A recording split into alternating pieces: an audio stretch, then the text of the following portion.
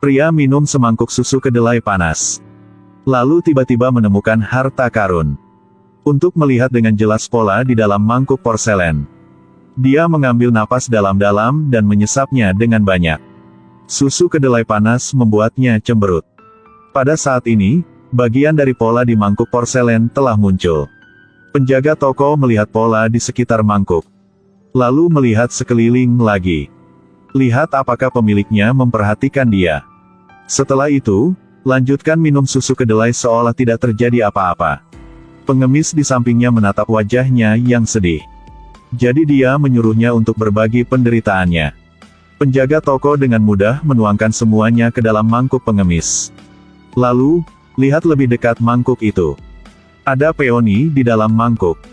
Bagian dalamnya tidak di-email, memiliki warna kuning bersahaja. Perut dalam, bagian bawah bulat, halus. Itu bisa menjadi mangkuk porselen offending dari dinasti Song. Pada saat ini, sekelompok akrobat kebetulan sedang berjalan di jalan. Penampilan luar biasa yang membuat penonton bertepuk tangan. Penjaga toko melihatnya dan membuat rencana. Dia berdiri dan dengan sopan meminta bantuan pemilik penginapan itu. Saya ingin ambil teh Anda. Beri orang itu beberapa teguk. Kau bisa lihat. Itu bagus, Anda melakukan perbuatan baik. Bagus buat toko saya, pakai saja. Butuh apa kau kasih tahu saya. Baik sendiri saya tidak bisa bawa banyak mangkuk. Saya ingin menggunakan mangkuk ini untuk memuaskan dahaga mereka. Menurut kau gimana?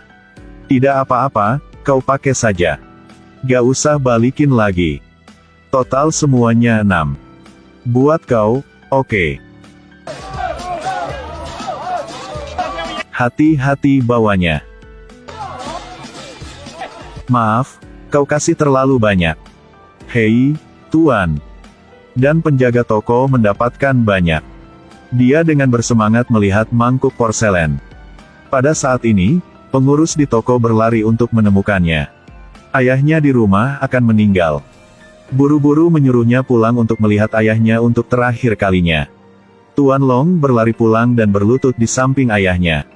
Mendengar ayah terus menggumamkan kata Din. Tuan Long segera memahami pikiran ayahnya. Hallo, mein Name ist Togut. Setelah menggulir ke atas gambar. Di belakang menyembunyikan lemari rahasia. Setelah membuka laci rahasia dan mengeluarkan atasan tembaga 1000 tahun.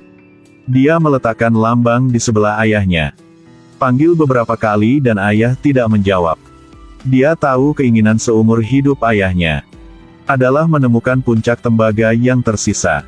Ayah aku sudah menemukan. Iya aku sudah dapatnya. Di mana? Taruh di mana? Di Long Puktu, pada pria tua berjanggut putih itu. Cepat, cepat bawa ke sini. Tidak pernah berharap bahwa karena ini, pemilik Tuan Long hidup kembali. Ternyata ini bukan lambang perunggu biasa. Itu adalah lambang perunggu yang digunakan untuk memuja Raja Alam Semesta. Diturunkan selama beberapa ribu tahun dapat dianggap sebagai objek penting dari budaya Cina. Awalnya, sepasang simpul tembaga ditempatkan di taman. Setelah tempat itu terbakar, semua barang hilang. Kemudian, ayah Tuan Long itu membeli lambang perunggu ini dari seorang saudara prajurit. Dan satu lagi dikabarkan berada di kuil Long Puk. Di tangan seorang lelaki tua dengan janggut putih. Dan ini juga menjadi topik yang sering dibicarakan orang. Pemilik Kim biasanya hanya mendengarkan cerita di satu sisi dan tidak membahasnya. Meskipun dia berhasil menghidupkan kembali ayah Tuan Long. Tetapi juga meninggalkan satu pertanyaan sulit. Pada saat itu, untuk menyelamatkan ayahnya, naga tua itu berbohong. Kali ini, ayah Tuan Long tidak menganggapnya sebagai fakta. Tetapi juga meminta putranya untuk membeli bawa pulang. Lalu taruh di pesta ulang tahun ke-80 yang akan datang. Dia mau kasih orang lain lihat. Bukan hanya bagi orang untuk membuka mata mereka. Dan untuk membuktikan bahwa dia selalu berada di garis depan industri. Itu juga dianggap menyerahkan nama dan kekayaan kepada putranya. Ini memberi Tuan Long banyak sakit kepala. Hari itu, Kim datang ke rumah Long. Mengungkapkan kepada sebuah berita penting. Itulah yang dia dengar tentang keberadaan pria berjanggut putih yang legendaris. Long setengah percaya dan setengah curiga bertanya dari mana dia mendapatkan berita ini. Kim mengatakan berapa tahun kerja keras di timur dan barat. Bahkan tidak bisa dibandingkan dengan ketenaran dan kekayaan Long tua. Bisa mencium kepahitan ketika mendengar pepatah. Dan kali ini dia datang karena dia berharap untuk memenuhi keinginan ayahnya Long tua. Berharap ke depan akan bantu dia lebih banyak lagi. Long tua tidak banyak pikiran. Langsung ke rumah orang tua itu. Memasuki rumah, memang ada seorang lelaki tua berjanggut putih. Long tua dengan sopan bertanya kepada lelaki tua itu tentang perunggu. Tapi orang ini tidak mau jawab. Dia dengan hati-hati mendekat. Ternyata orang ini habis rokok dan tertiduran. Long tua tidak tega mengganggu lelaki tua itu dan dengan cepat pergi. Keesokan harinya, Long tua datang ke pintu orang tua itu lagi. Apa? Mau cari apa? Saya mencari Bah. Apa itu Bah? Di sini tidak ada yang nama Bah. Orang tua berjanggut putih. Orang tua apa? Di sini tidak ada orang tua. Saya sudah datang berapa kali. Mau apa? Mau cari masalah. Long tua terus berlari dengan panik agar dia tidak dipukuli. Sementara itu, murid bodoh guru Hua pergi membeli barang rongsokan di jalan.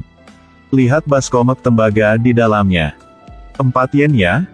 Dulu saya kasih ke kau 1 juga. Sementara itu, satu-satunya sepeda asing di ibu kota. Bergegas melalui gang kecil.